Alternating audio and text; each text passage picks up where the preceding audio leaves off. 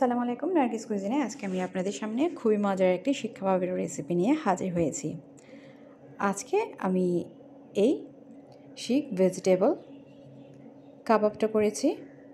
আপনারা চাইলে এই শিক কাবাবটা সব পুরোপুরি একদম মাংস দিয়ে করতে পারেন, আবার চাইলে কয়েকটা সবজি মিলে একসাথে করতে পারেন, আবার সবজি আর মাংস একসাথে মিলে করে নিতে পারেন। খুবই মজার এই শিক কাবাবের রেসিপি, আশা করছি আপনাদের অনেক ভালো লাগবে। ভালো লাগলে আমার চ্যানেলটি সাবস্ক্রাইব করতে ভুলবেন না। চলুন তাহলে শুরু করা যাক আমাদের আজকের খুবই মজার এই রেসিপি।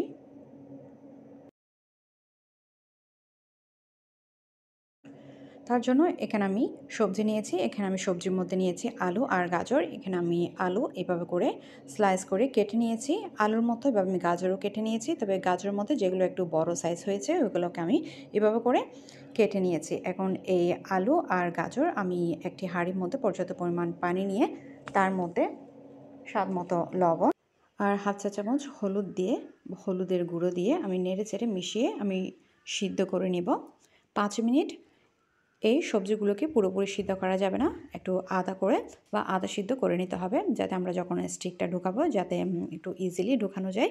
আবার যদি পুরোপুরি সিদ্ধ করা যায় তখন আমরা যখন স্টিকটা ঢুকাবো তখন এই আলুটা তখন যদি বেশি সিদ্ধ হয়ে যায় তখন ভেঙে যাবে।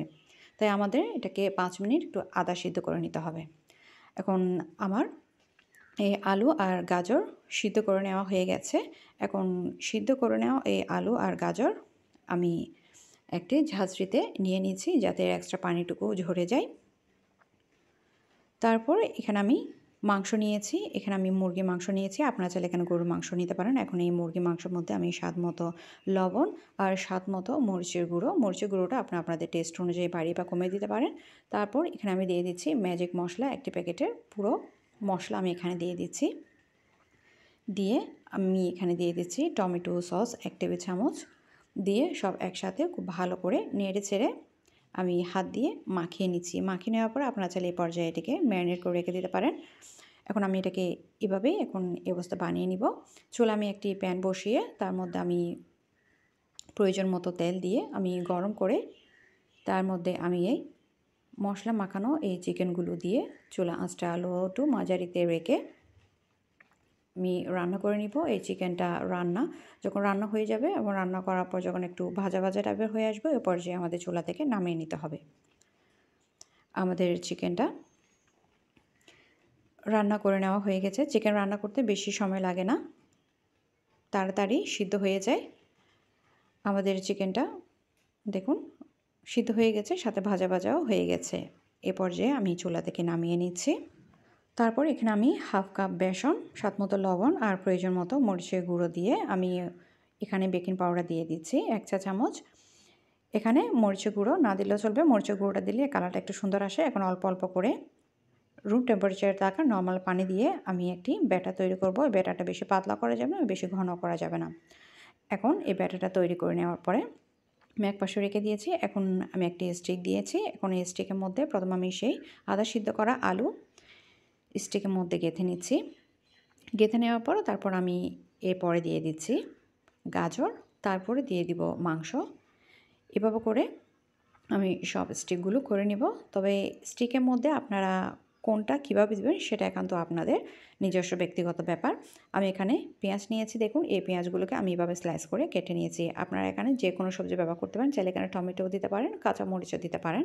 আর এখানে আপনারা চাইলে মাংসের পরিমাণটাও বেশি দিতে পারেন, সেটা যার যার ব্যক্তিগত ব্যাপার। আপনারা যেরকম খেতে চান বা যেভাবে আপনাদের পছন্দ আপনারা ওইভাবে করে শিকের মধ্যে গেঁথে নিলে হয়ে যাবে। এভাবে করে আমি সবগুলো গেঁথে নেব।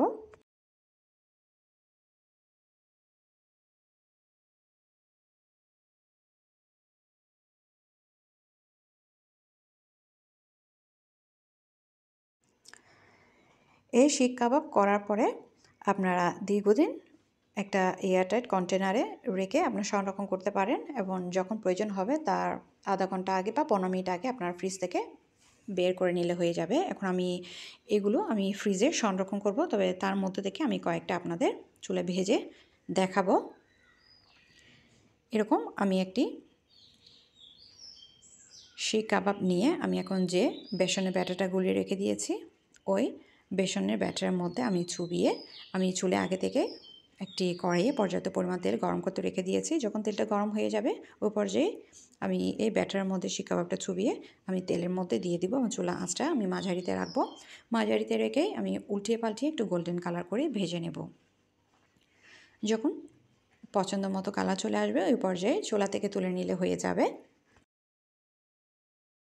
এগুলোকে তেলের মধ্যে দেওয়ার পর সাথে সাথে উল্টানো যাবে না, কয়েক সেকেন্ড বা কয়েক মিনিট অপেক্ষা করতে হবে। যখন নিচের অংশটা একটু শক্ত হয়ে আসবে বা একটু শুকিয়ে আসবে ওই পর্যায়ে এটাকে উল্টে দিতে হবে।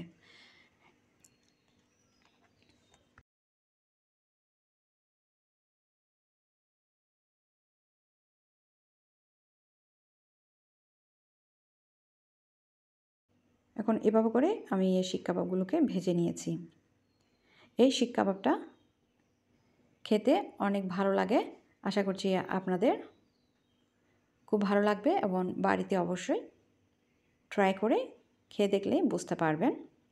আশা করছি আমার আজকের এই রেসিপি আপনাদের অনেক ভালো লেগেছে। ভালো লাগলে অবশ্যই চেষ্টা করবেন, সাথে আমার চ্যানেলটি সাবস্ক্রাইব করতে ভুলবেন না। আমার পরবর্তী রেসিপিগুলো দেখার নিমন্ত্রণ জানিয়ে আমি এখানে শেষ করছি। আল্লাহ হাফেজ।